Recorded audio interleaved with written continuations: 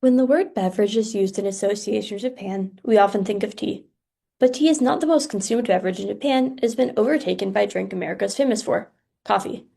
In 2022 alone, Japan drank 480,000 tons of coffee, nearly 5 times that of tea, and was number 4 in global consumption.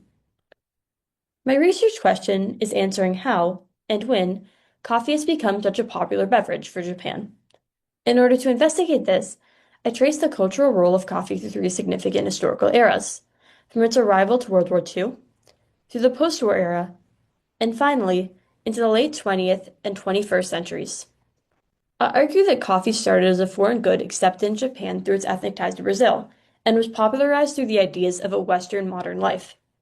It gained a social culture in post-war Kissetens, and through modern times was adopted by Japan as it became urbanized and increasingly consumeristic. Coffee first entered Japan by the Dutch in the 17th century. During this time, Japan was under sakoku, a heavily restrictive policy that banned travel into Japan and isolated trade to a singular port in Nagasaki. Despite traders being permitted to bring coffee, it was very unpopular due to its bitter taste and a strong Japanese preference for tea. Coffee remained unpopular until the Meiji era, when Japan abandoned the sakoku policies and entered a tumultuous era of rapid modernization. Many Japanese citizens were impoverished by the shifts and began looking for work outside of the country. Simultaneously, Brazil underwent severe labor shortages after the 1888 abolition of slavery left their coffee fields abandoned. Mizuno Ryo, a Japanese businessman interested in the coffee industry, saw an opportunity and began discussions in 1906 with the Brazilian government to permit Japanese immigration to Brazil. 790 Japanese citizens entered in the first year of approval, and thousands followed throughout the next decade, forming a large Japanese populace abroad. In 1913, Mizuno received 505 tons of free coffee from the Brazilian government as a reward for his role in providing coffee plantation labor. He opened a shop in Ginza named Café Pelista, and through a massive undercut of normal beverage prices, massively popularized coffee in the now urban areas of Japan. Early Japanese cafes gained prominence in the 1910s as European or French-inspired spaces, where patrons listened to classical music, wore traditional clothing, and enjoyed intellectual conversations. However, in the 1920s, these cafes shifted to a much less respectable culture of eroticism, modernism, and mass appeal. Cafes moved away from intellectualism in the 20s, directly after the Kanto earthquake. They were now Western-themed and hired waitresses called jokyu, who wore frilled aprons over traditional kimonos and entertained male customers. Instead of intellectual circles, these cafes hosted dance halls in urban mass culture, named Taishu Bunka. Cafes became cheap entryways into Japanese modern life, or modern sekatsu. Men who visited were deemed modern boy, or modern boys. A large appeal of the cafes was the casual and romantic setting. Gyokyo served coffee and conversed with the men in a much less restrictive environment than that of a tea house with geishas. However, these cafes suffered restrictions and police sweeps in the 1930s from the Tokyo Metropolitan Police, who detested ideas of the modern life and saw it as a corrupting force in Japanese society. This was because Jokyu women frequently engaged in illegal ero services, or prostitution, after cafe hours. Coffee in the early 20th century was thus hedged in a societal war.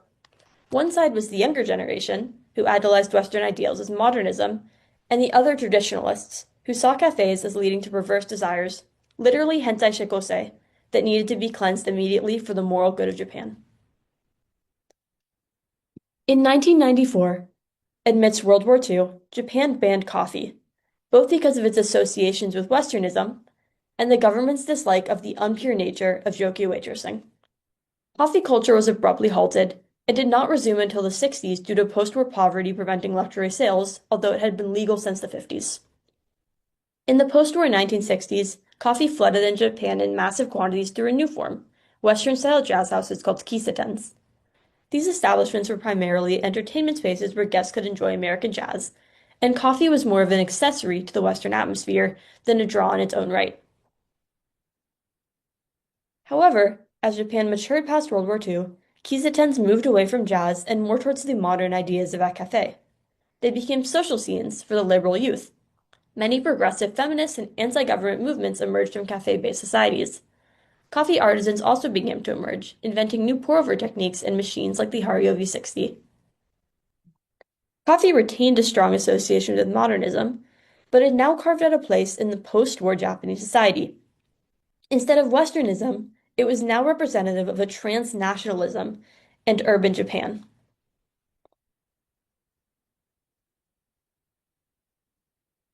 In the 20th and 21st century, coffee continued to gain popularity as it moved past urbanism and modernism into convenience. In 1969, Ueshima Coffee Co. developed the world's first canned coffee, a uniquely Japanese creation that was marketed as a quick and easy way for corporate workers to start their mornings. Chain companies further embedded coffee into a post-industrialized Japan, with the first Starbucks opening in Ginza in 1997.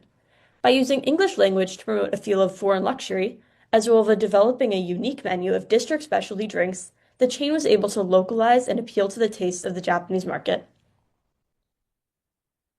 Cafes also hold a special role in urban Japan as a third space, as deemed by Ray Oldenburg, where people can find social spaces outside home and work. Coffee making has also become an art form in the third wave, with the traditionally Japanese pursuit of perfection, godawari. By looking at a modern Starbucks of today, it may appear that coffee is popular because Japan simply likes the taste. However, by looking at the history of coffee, it is clear that coffee has transcended the world of material goods and has become an urban cultural icon that is uniquely Japanese.